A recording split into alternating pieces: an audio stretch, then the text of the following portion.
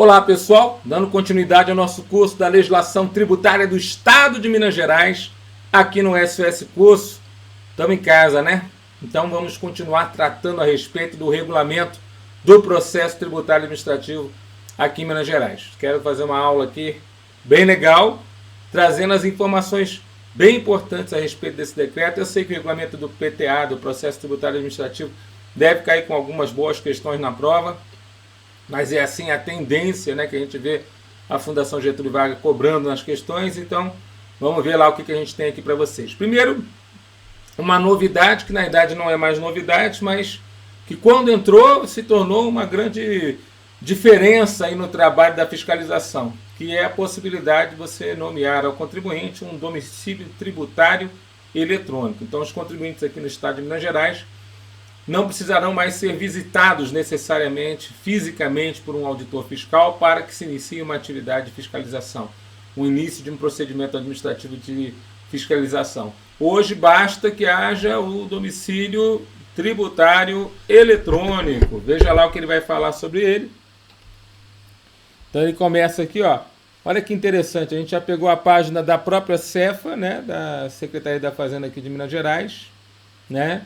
E aí ela fala aqui, ó, no próprio site, ó, comunicamos que foi disponibilizada em 11 de fevereiro de 2019 uma nova versão do SIARE, do Sistema Informatizado, com o domicílio tributário eletrônico que será utilizado pelos contribuintes para credenciamento obrigatório ou voluntário perante a Cefaz e, consequentemente, para a comunicação eletrônica por meio desse domicílio, nos termos do artigo 144-A da lei já estudada, 6763, de 1975.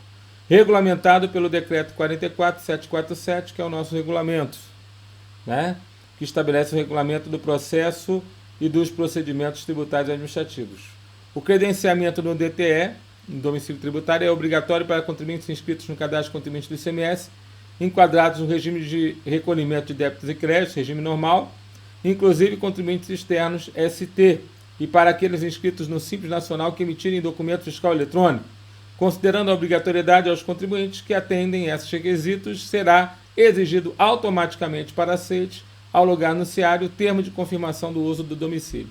Na verdade, ao fazer com que as novas empresas, ao se cadastrarem dentro do cadastro de contribuintes, já tenham que ter esse domicílio, nós literalmente facilitamos a vida do fisco, porque a ideia aqui é justamente facilitar a situação de encontrarmos o contribuinte. Então, se você já sabe onde encontrá-lo, fica muito mais fácil, né? Encontrá-lo eletronicamente, quer dizer, ele não pode alegar, por exemplo, que não é mais encontrável, né? Ele é encontrado eletronicamente no local ali determinado de acordo com o domicílio tributário eletrônico. Então essa é uma grande novidade. Ainda quando ele entra lá com esse CNPJ, né? Nós temos ali, né, a assinatura eletrônica e ele, a princípio, faz o acesso ao sistema informatizado, né? Inclusive podendo receber as suas intimações. Tá bom, pessoal? Então, o que é esse domicílio tributário eletrônico e qual a finalidade principal dele? Artigo 23A.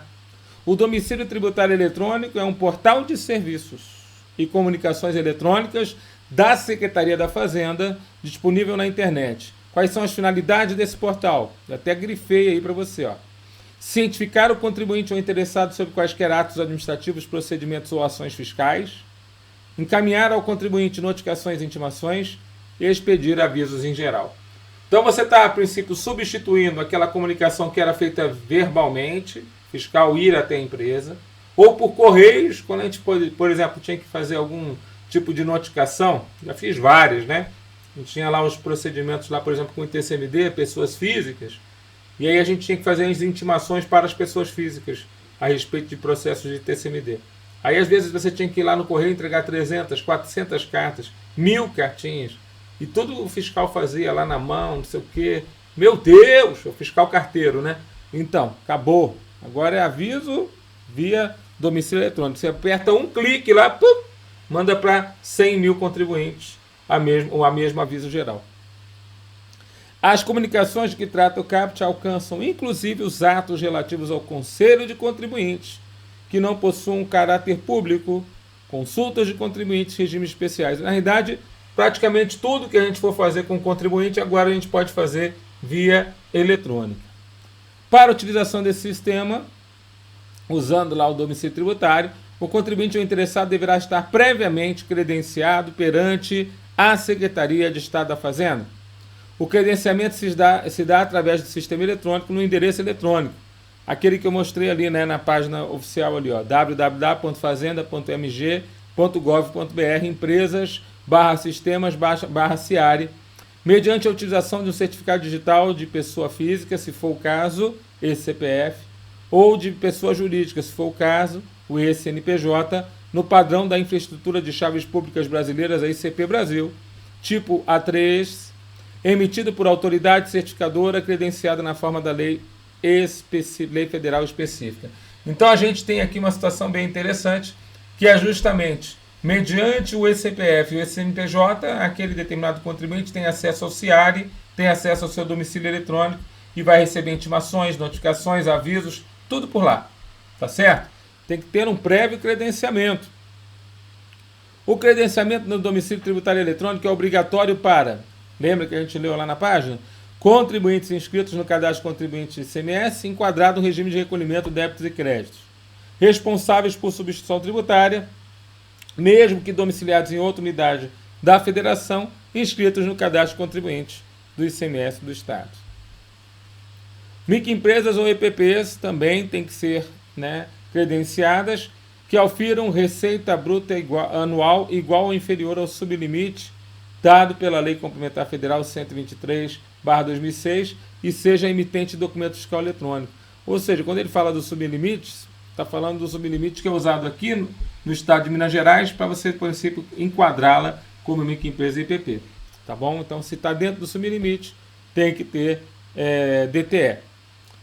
Procurador nomeado especificamente para promover atos no âmbito do EPTA relativo ao crédito tributário. Então, até o procurador, pessoa física, tem que ter domicílio tributário eletrônico para poder ser intimado sobre as coisas relacionadas às suas empresas ou às empresas que, a princípio, ele representa.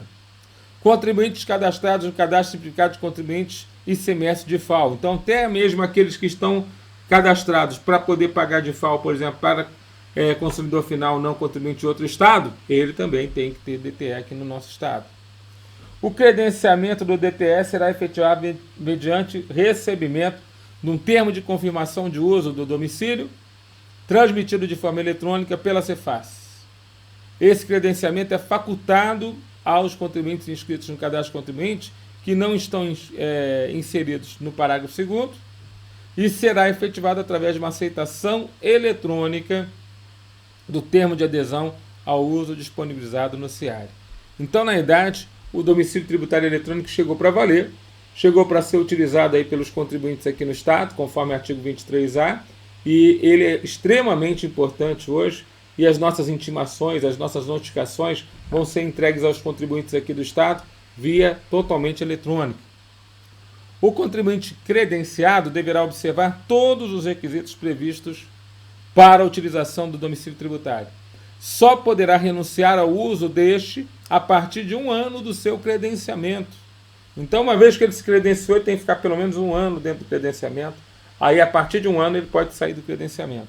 Mediante um requerimento, a administração fazendária, a que estiver circunscrito, e desde que não exista processo em tramitação na esfera administrativa em que tenha utilizado o domicílio tributário eletrônico. A Diretoria de Cadastros, Atendimento e Documentos Eletrônicos da Superintendência de Arrecadação e Informações Fiscais, a DICADE, SAIF, vai promover credenciamentos de ofício e descredenciamentos do domicílio do contribuinte inscrito no cadastro de contribuintes do ICMS no Estado, domiciliado em outra unidade da Federação, que não se enquadre como substituto tributário em operações com mercadorias destinadas ao Estado de Minas. Descredenciamento, conforme previsto no parágrafo, após análise da solicitação pela administração fazendária competente, que então surtirá efeitos a partir da comunicação do contribuinte do deferimento do pedido, conforme previsto lá junto ao CIARE. Então a gente tem as pessoas que vão ser credenciadas e tem também aqueles que serão descredenciados aqui, conforme a gente está vendo, informações importantes aqui dentro desta circunstância, dentro dessa situação.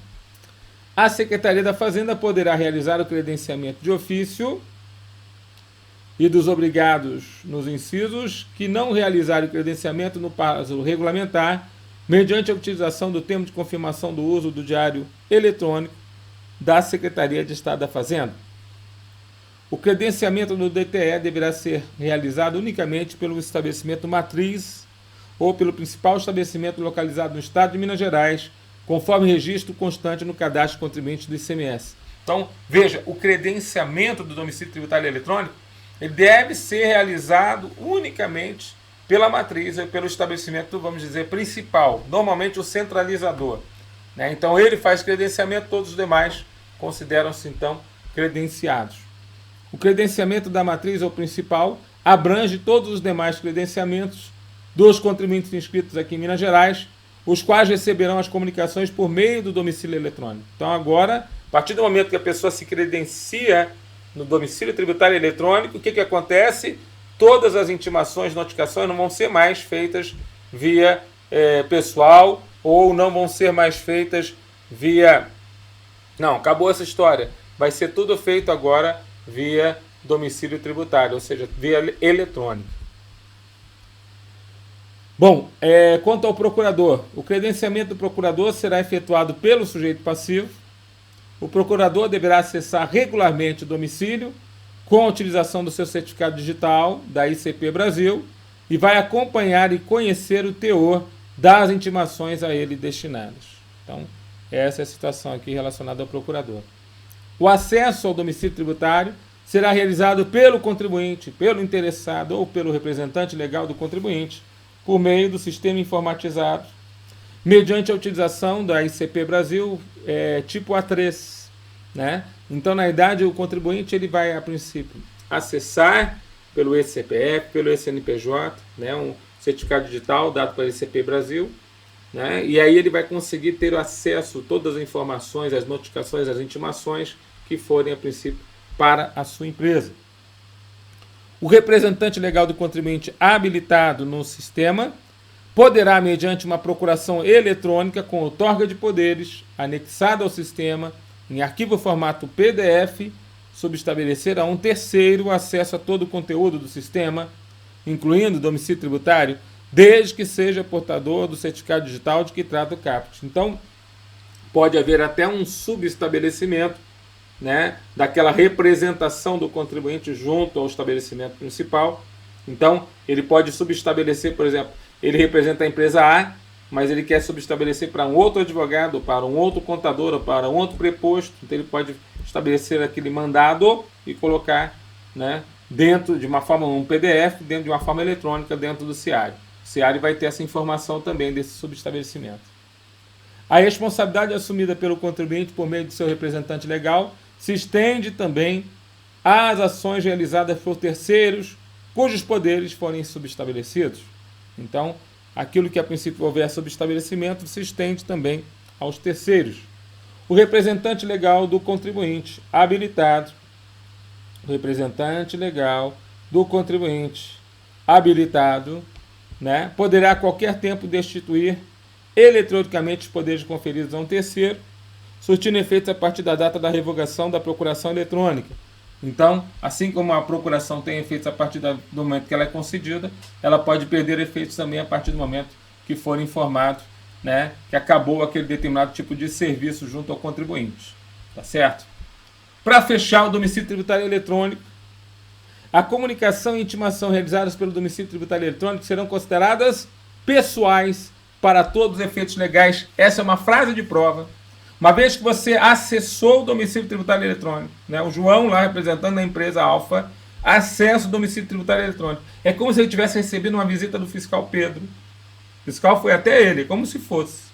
Né? Então a gente diz que o que a princípio é feito de forma eletrônica é como se fosse, tem o mesmo efeito de uma notificação pessoal. Os documentos eletrônicos transmitidos pela Secretaria de Estado da Fazenda, por meio do domicílio tributário eletrônico, serão considerados originais para todos os efeitos legais. Ou seja, mesmo o documento que é transmitido eletronicamente, ele é considerado, né, como documento oficial para todos os efeitos legais, como original. Os documentos, então, digitalizados ou inseridos eletronicamente transmitidos na forma do parágrafo 1º, serão considerados documentos eletrônicos para todos os efeitos e terão a mesma força de prova, ou seja, força probante dos originais. Tá legal? Bom, com isso nós entendemos a importância do domicílio tributário eletrônico, entendemos os detalhes e o efeito principal, que é como se a notificação fosse pessoal ao contribuinte. Isso facilitou muito a vida tanto do contribuinte de não ter tanto que se deslocar até a Secretaria da Fazenda, quanto do fiscal de não ter que se deslocar todos os dias ali para os contribuintes. Então isso realmente foi um ganho muito grande dentro desse processo aí que nós temos. Agora a gente vai falar de alguns processos que são processos, não são os maiores ou os que a princípio têm mais relevância em termos de quantidade, mas a princípio são processos administrativos que se iniciam muitas vezes por um procedimento que é iniciado com o contribuinte que pede aquilo. Então, o contribuinte pede o reconhecimento de uma isenção, o contribuinte pede uma restituição, o contribuinte faz uma consulta tributária. Então, entenda, tem processos tributários administrativos aqui em Minas Gerais que se iniciam porque o contribuinte dá início. É o interesse do contribuinte. Um deles é o processo de reconhecimento de isenção. Então, onde que está previsto? Olha lá. O reconhecimento de isenção de um tributo estadual concedido em caráter individual depende do interessado fazer um requerimento. Aí inicia o processo. Esse requerimento é protocolizado na administração tributária que estiver circunscrito, indicando o dispositivo legal em que se ampare o pedido e a prova de nele estar enquadrado.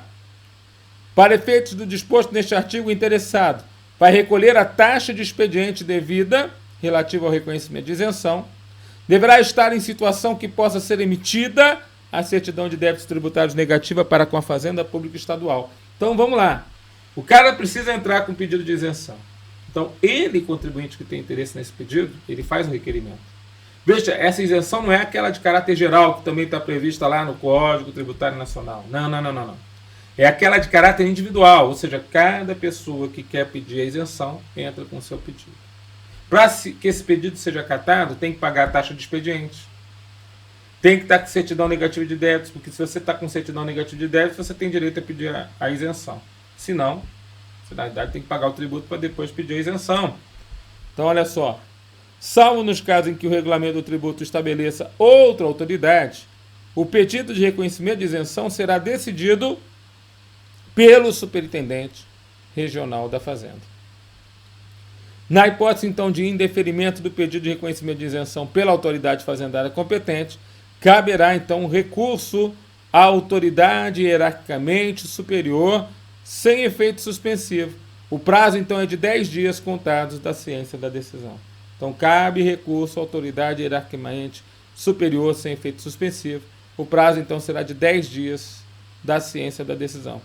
O recurso, então, será protocolizado na administração fazendária que estiver circunscrito o interessado e decidido, então, no prazo de 10 dias, contados, então, do recebimento do procedimento tributário administrativo. Então, o que acontece? Faz-se o pedido de isenção. O fisco vai lá e pode negar o pedido. Temos algum contencioso aqui? Temos a possibilidade de entrar com um recurso para a autoridade acima daquele que negou o pedido, né? Sem efeito suspensivo, ou seja, vai dar seguimento à cobrança. O prazo, então, é de 10 dias da ciência da decisão. Então, esse recurso é protocolizado e depois ele é decidido no prazo de mais 10 dias do recebimento do procedimento. Então, na verdade, a gente tem como, a princípio, cobrar, inclusive da autoridade, né, uma reanálise a respeito desse pedido de restituição.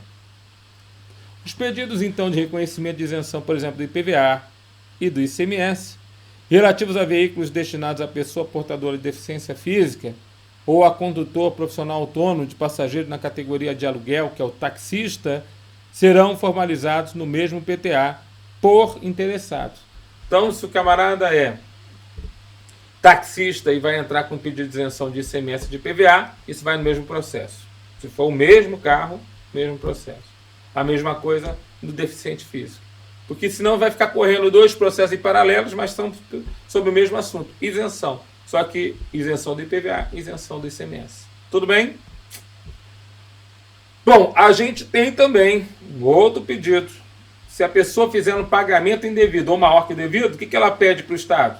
Pede a restituição. Então, o pedido de restituição também se inicia com o procedimento do sujeito passivo. Vamos a ele? Pedido de restituição.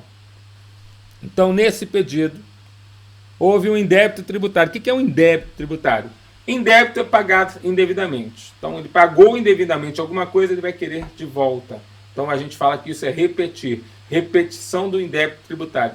Repetir é você pedir de volta o dinheiro que foi pago indevidamente.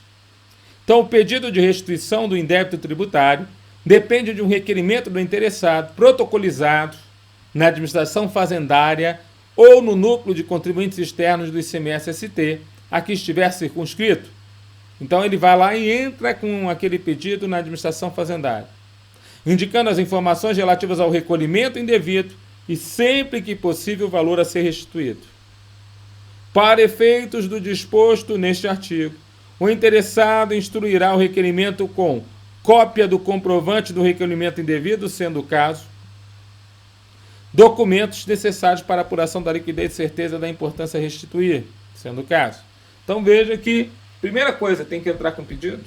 Então, eu pego cópia de que eu paguei indevidamente, documentos que comprovam qual que é o valor que foi pago, para a gente poder ter liquidez e certeza, e entro com pedido. A restituição do valor pago a título de tributo dá lugar à restituição na mesma proporção do valor de multas, salvo as referentes à infração de caráter formal que não forem prejudicadas pela causa assecuratória da restituição. Então, só colocar a situação seguinte. Se vai haver restituição do principal, também a multa acompanha. A não ser que seja uma multa de caráter formal e que realmente a infração foi cometida. Então, não tem como devolver alguma coisa que, a princípio, a pessoa deve realmente pagar. Tudo bem? A restituição do indébito tributário relativo a tributos que comportem transferência do respectivo encargo financeiro. Opa, estamos falando de tributos indiretos. Aqui, claramente, o ICMS entra na jogada, porque nós temos o fenômeno da repercussão. Lembra disso? Nós temos o contribuinte de direito e o contribuinte de fato. O contribuinte de direito ele realmente é escolhido pela lei para pagar o tributo ao Estado, e o contribuinte de fato é aquele que arca efetivamente com o ônus. Nesse tipo de tributo, a gente tem que saber quem realmente arcou com o ônus para efetuar, então, a restituição. Então, ele fala isso.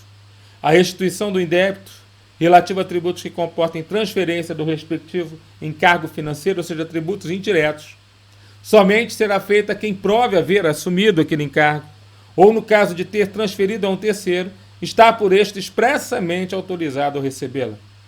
O notário ou registrador poderá requerer restituição de valor relativo à taxa de fiscalização judiciária por ato não praticado, instruindo o requerimento com comprovante de ressarcimento do valor, do respectivo valor ao usuário, demonstrativo dos atos e seus respectivos valores relativos ao documento de arrecadação objeto do pagamento indevido, documento relativo à declaração de apuração e informação da taxa. Veja, o notário ou registrador poderá requerer uma restituição da taxa de fiscalização judiciária se o ato não for praticado. Se a taxa foi paga, mas o ato não foi praticado, deve ser devolvido aquele valor daquela taxa, né? Deve ser devolvido o valor daquela respectiva taxa. Então é interessante que a gente tenha aqui várias informações sobre o nosso processo de restituição. No caso de pedido de restituição de importância paga a título de ITCD, por causa mortes e doações, em virtude de não efetivação de uma doação de um bem imóvel, o requerimento deverá estar instruído com os seguintes documentos: certidão do cartório de notas que tenha sido expedido o documento de informação do imposto, de que a escritura não foi lavrada ou, se o foi, de ter sido declarada judicialmente a nulidade do ato. Certidão do cartório de registro de imóveis da situação do bem, de que ele não foi transferido. Então, essas duas situações, né, quer dizer, o pedido de restituição, né, no caso do ITCD, não foi efetivada a doação do imóvel, nós pedimos certidões tanto para o cartório de notas quanto para o registro de imóveis para poder comprovar de que não houve a transferência. Então, não houve faturador. Lembrando que o faturador do ITCD significa transmissão. Então, se eu tenho comprovação de que não houve a transmissão, não teve faturador, então vamos restituir o imposto.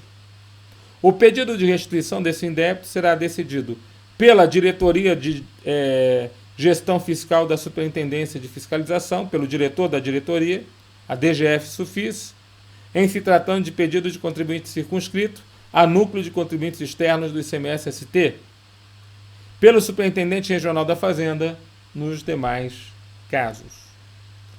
Na hipótese do inciso 1, o titular da Diretoria de Gestão Fiscal da Superintendência de Fiscalização pode, inclusive, delegar a algum coordenador do Núcleo de Contribuintes Externos, o NCONEXT, a competência para a decisão sobre o pedido de restituição. Se o pedido for regularmente instruído, a decisão será proferida no prazo, então, de 30 dias. Caso a apuração do valor restituído não seja concluída nesse prazo, a autoridade competente pode prorrogá-lo por uma vez, por até igual período. Então, eu posso prorrogar a decisão de 30 dias por uma vez, por até igual período, ou seja, mais 30 dias no máximo. Deferido o pedido de restituição, este se efetivará sob a forma de dedução de valores devidos pelo sujeito passivo à Fazenda Pública do Estado. Dedução de valores devidos pelo sujeito passivo à Fazenda Pública do Estado. Sob a forma de aproveitamento de um crédito, no caso de restituição de valor indevidamente recolhido a título de ICMS, a contribuinte do imposto que apresente com regularidade saldo devedor em sua escrita fiscal e em moeda corrente nos demais casos. Na hipótese do inciso 1 do caput, não serão deduzidos créditos tributários com exigibilidade suspensa, ressalvada a concordância expressa do contribuinte na hipótese de parcelamento. A dedução será realizada de ofício pela autoridade competente, restituindo-se eventual saldo nas formas estabelecidas, então, nos incisos 2 e 3. Então, veja só. O Estado vai pegar dinheiro e vai entregar na mão do contribuinte? Regra geral, a dedução é feita através de créditos. Lá no RAICMS, Registro de Apuração de ICMS. Então, o Estado, normalmente, quando fala-se em situação relacionada ao ICMS, ele vai devolver o dinheiro através do registro de apuração. Agora, quando é os demais casos, IPVA, ITCD, então, em regra, você vai ter a devolução em moeda corrente. Nos demais casos, moeda corrente. A certidão de débito tributário positiva não constitui impedimento ou deferimento desse pedido de restituição, hipótese em que a restituição se efetivará mediante uma dedução dos valores devidos pelo sujeito passivo e havendo, então, saldo a restituir, conforme o caso. Então, na verdade, o fato de ter certidão positiva não altera a situação do pedido de restituição. Vamos lembrar que o Estado não pode ficar com o dinheiro do contribuinte. Não cabe ao Estado ficar com o dinheiro do contribuinte. Aquele dinheiro é do sujeito passivo. Você entendeu? Do indeferimento do pedido de restituição de indébito tributário cabe impugnação ao Conselho de Contribuinte. Então, do indeferimento desse pedido de restituição, cabe a impugnação ao Conselho de Contribuinte. E a gente leva isso para a prova. Processo de consulta. Agora a gente vai para, creio eu, o processo que mais tem chance de cair na prova, que é iniciado pelos contribuintes. Quando a gente fala de consulta tributária, a gente fala de interpretação da legislação tributária que o contribuinte, no caso prático, não está conseguindo definir. E aí, quem vai responder isso é a própria Secretaria da Fazenda. Então, o que cai na prova sobre consulta tributária? Vou perguntar de novo. O que cai na prova? O que cai na prova, Tudão, sobre consulta tributária? Então, eu já falo para você. O que cai na prova sobre consulta tributária é 1. Quem pode entrar com a consulta tributária? 2. Quais são as consultas tributárias que geram efeito? 3. Quais são as consultas tributárias que, mesmo tendo entrado, não geram efeitos? 4. Quais são os efeitos da consulta tributária? 5. O que acontece se o contribuinte seguir aquilo que a consulta tributária disse? 6. O que acontece se o contribuinte não seguir aquilo que a consulta tributária informou? Então, na verdade, o processo de consulta tributária é um processo importantíssimo que, a princípio, é utilizado pelos contribuintes para receber uma informação oficial a respeito de uma dúvida sobre a interpretação da legislação tributária. Vamos ver como é que funciona isso? Vamos lá, então. Vamos lá, então, do processo, então, de consulta tributária. O sujeito passivo ou a entidade representativa de classe de contribuintes poderá formular consulta. Aqui já responde a primeira pergunta que eu falei para você. Quem pode formular consulta? Sujeito passivo e entidades representativas de classe de contribuintes, ou seja, os sindicatos. Sujeito passivo e sindicatos entram com consulta tributária aqui no Estado de Minas Gerais. E essa consulta ela deve ser por escrito à Superintendência de Tributação. Opa! Então ela deve ser uma consulta por escrito. Não é verbal.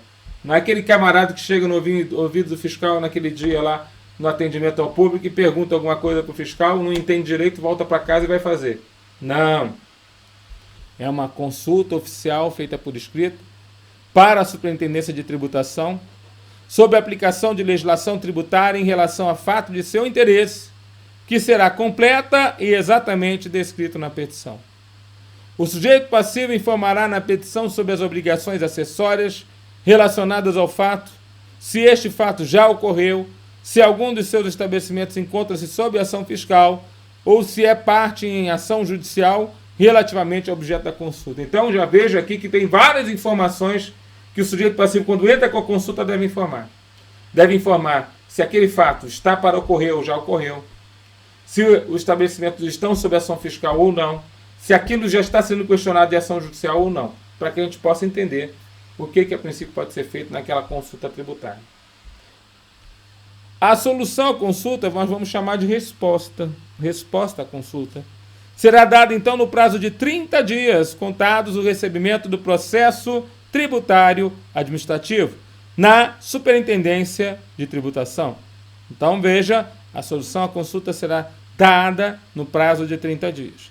Tratando-se de matéria complexa, o prazo referido no caput poderá ser prorrogado por uma única vez e por até igual período a critério do diretor da superintendência. Então o prazo poderá ser prorrogado por uma vez, por até igual período a critério do diretor da superintendência. Então a gente tem um prazo de 30 dias para que a resposta, seja dada. Esse prazo pode ser, inclusive, como ele falou aqui, pode ser prorrogado por uma vez. O prazo se interrompe a partir da data que for determinada qualquer diligência. O que é diligência mesmo? É você mandar aquele processo para que um fiscal vá apurar alguma coisa e trazer para a determinada situação. Reiniciando-se então a partir do novo recebimento do processo na superintendência. A consulta hoje será protocolizada por meio do sistema informatizado, o SIARE, através do endereço eletrônico da Secretaria de Estado da Fazenda na internet, sendo denominada Processo Tributário Administrativo Eletrônico Consulta de Contribuinte, EPTA Consulta. A petição, contendo a descrição completa e exata dos fatos, objeto da consulta, será então anexada ao sistema informatizado em arquivo formato PDF. A taxa de expediente, quando devida, será recolhida por meio do domicílio, por meio do DAI, o documento de arrecadação estadual, gerado pelo próprio sistema. Não será tramitado o processo que não atenda às disposições deste artigo. Então, veja, a consulta tem que ter sistema informatizado. Hoje em dia não tem. Então, é o EPTA consulta. A taxa de expediente é recolhida, o documento que a princípio você arrecadou, coloca junto com o processo. Então, quer dizer, o processo só vai dar sequência se houver o pagamento da taxa de expediente. O envio de petições e a prática de atos processuais relativos ao EPTA consulta serão então realizados todos pelo meio do sistema informatizado. Os documentos produzidos eletronicamente e juntados aos processos eletrônicos do sistema informatizado terão garantia de origem e seus signatários serão considerados originais para todos os efeitos legais. Então, quando você, a princípio, emite um documento eletrônico e coloca no sistema informatizado, aquilo para nós, tendo uma assinatura digital, esse CPF e esse CNPJ, é considerado original para todos os efeitos legais. Os documentos cuja digitalização seja tecnicamente inviável deverão ser apresentados à repartição fazendária de circunscrição do interessado, no prazo, então, de 10 dias, contado devido de petição eletrônica comunicando tal fato. Veja, eu tenho uma circunscrição. Dentro do Estado de Minas Gerais, nós temos várias superintendências de arrecadação e cada uma delas tem uma circunscrição, ou seja, ela responde por várias cidades dentro do Estado. E o que acontece? Você entrega o seu processo eletrônico dentro daquela determinada circunscrição e aí você, apresentada a repartição fiscal, se houver, Você entrega o seu processo eletrônico no CIARE.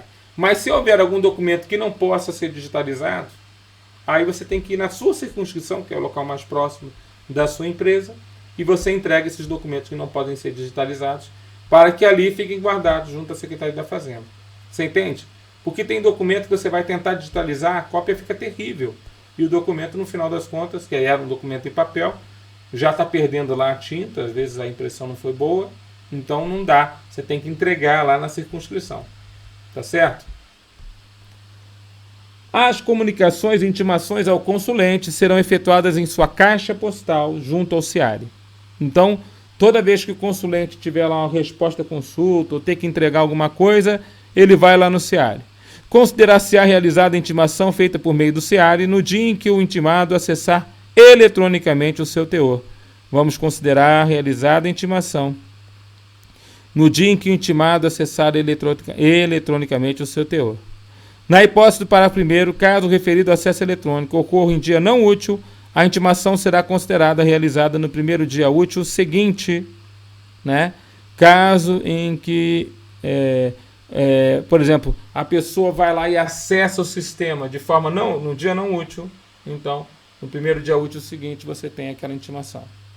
O acesso eletrônico referido deverá ser feito em até 10 dias corridos dada a intimação, sob pena de se considerar a intimação realizada ao término desse prazo. Então você manda uma intimação para o contribuinte lá no CIARE. O contribuinte pode acessar a qualquer dia. Se ele acessar antes dos 10 dias, foi naquele dia que ele tomou a princípio ciência. Se ele acessar após os 10 dias, contado o 10º dia, já consideramos que ele já foi notificado. É isso que ele quer dizer. Tudo bem? Se entrar num dia não útil, tipo, acessou no domingo, primeiro dia útil seguinte, entende-se que foi feita a intimação. A intimação feita na forma deste artigo serão consideradas pessoais. Isso a gente já sabia. Quando por motivo técnico for inviável o uso do sistema, então o sistema caiu e você não tem como usar o sistema para a realização de comunicações ou intimações, esses atos processuais poderão ser praticados segundo regras ordinárias. Então, se por algum motivo caiu o sistema, então esses atos, porventura feitos, poderão ser, a princípio, relacionados a situações ordinárias. Quer dizer, a gente volta para uma situação anterior, como a gente fazia anteriormente. Então, ele vai citar aqui essa outra forma, regras ordinárias, regras comuns, regras do dia a dia. Sem prejuízo do disposto no caput, sem prejuízo do disposto no caput do artigo 39A, a reformulação de ofício de uma consulta de um contribuinte será comunicada ao interessado em seu domicílio tributário eletrônico ou, caso não seja credenciado perante a Secretaria de Estado da Fazenda, para utilização de comunicação por meio do domicílio tributário eletrônico, mediante uma intimação por via postal com AR ou por meio de publicação no Diário Eletrônico da Secretaria de Estado de Fazenda. Então, essa é a situação, Sem prejuízo do disposto no artigo 39A, a reformulação de ofício de consulta de contribuinte será comunicada ao interessado em seu domicílio tributário eletrônico. Então, essa é a situação, tá bom? Agora, o processo tributário administrativo relativo à consulta será instruído com manifestação fiscal. O que significa isso? A gente tem o processo, sendo a princípio passando por um auditor fiscal que vai fazer a sua manifestação a respeito daquele determinado processo. Então, a manifestação fiscal deverá versar sobre a situação fática inerente à realidade operacional da empresa, salientando os aspectos relevantes que possam influir na resposta à consulta, ficando a análise de mérito exclusivamente a cargo da Superintendência de Tributação. Veja, a manifestação fiscal não tem nada a ver com responder à consulta. A manifestação fiscal tem a ver com a realidade operacional da empresa, se realmente a empresa está lá, se ela está no local, se ela funciona, se ela faz aquela operação, por exemplo, que está sendo questionada. E só isso. Quem vai responder à consulta é a Superintendência da Tributação. Um efeito importantíssimo, que eu falei que era uma das perguntas de prova, que tem uma consulta tributária, aparece no artigo 41. Nenhuma ação fiscal, até grifei para você, olha só, nenhuma ação fiscal será promovida em relação à espécie consultada contra o sujeito passivo, no período entre a protocolização do requerimento de uma consulta e a ciência da resposta. Desde que a protocolização do pedido tenha ocorrido até o vencimento da obrigação a que se refira, e desde que a taxa de expediente tenha sido devidamente recolhida. Ou seja, uma vez que o contribuinte entrou com a consulta tributária, sobre aquela matéria que ele está consultando, não poderá a Cefaz Minas Gerais entrar com algum tipo de ação fiscal. Esse é o entendimento. Não pode. É vedado a ação fiscal nesse período. Tá bom? Até, a princípio, desde o período de requerimento de consulta até a ciência da resposta. Dentro desse prazo todo, não pode abrir ação fiscal. Senão ninguém faria consulta tributária. Imagina, eu tenho uma dúvida sobre a legislação tributária, eu entro com a consulta, o Estado vai lá e verificou que tem uma irregularidade, na hora já mete um ferro em mim. Não. Eu estou pedindo na consulta para saber qual que é o posicionamento adequado. Depois que houver a resposta da consulta, aí sim, eu vou ver o que eu vou fazer. Se eu não fizer nada, talvez o Estado possa entrar com uma notificação, uma autoinfração, uma constituição de lançamento tributário. Tá bom? O tributo devido, conforme a resposta dada à consulta, será pago sem multa. Então, vamos imaginar que a resposta à consulta diz que o contribuinte perdeu. Então, ele vai ser pago sem que haja multa. Não vai cobrar multa, né, professor? Exato, não vai cobrar multa. Mas desde que seja efetuado o recolhimento dentro do prazo de 15 dias, contados da data em que o consulente tiver ciência da resposta e a protocolização da petição de consulta tenha ocorrido até o vencimento da obrigação a que se refere. Então, são as duas situações aqui previstas. Bom, agora, tem algumas consultas, outra pergunta de prova, que mesmo ela tendo entrado, não vai gerar efeitos. Vou falar de novo. Tem consultas que mesmo que ela tenha adentrado na Secretaria da Fazenda, não gerará efeitos. Quais são essas consultas, professor? Aquelas que sejam meramente protelatórias. Assim entendidas aquelas que versem sobre disposição claramente já expressa na legislação tributária, ou seja, não tem dúvida, ou sobre questão de direito já resolvida por decisão administrativa ou judicial, ou seja, também já foi resolvido, relativo ao consulente. O cara entra só para ganhar um tempinho, só para ganhar um tempo ali para aquela determinada situação, mas na verdade ele não tem finalidade nenhuma aquela consulta, porque a consulta é meramente protelatória. Ou aquela que não descreve exata e completamente o fato que lhe deu origem, ou seja, a pessoa não sabemos exatamente o fato, né, que deu origem à consulta, então é outra situação. Ou aquela que deixe de observar qualquer exigência formal e não seja suprida no prazo estabelecido pela autoridade fazendária. Então ela deixou de observar exigência formal e não foi suprida no prazo estabelecido pela autoridade fazendária, também é outra circunstância. Aquela que após o início da ação fiscal, né, foi realizado o seu objeto. Ou seja, já aconteceu a ação fiscal, já está com a ação fiscal, não tem espontaneidade para entrar com a consulta. Já está com a consulta, não pode agora começar a ação fiscal. Você entende que as duas coisas são antagônicas? Começou a consulta, não pode fazer ação fiscal. Começou a ação fiscal, não pode elaborar a consulta, também é sem efeito. E aquela que versar sobre a arguição de inconstitucionalidade ou sobre a negativa de aplicação de uma lei, ou um decreto mineiro ou um ato normativo.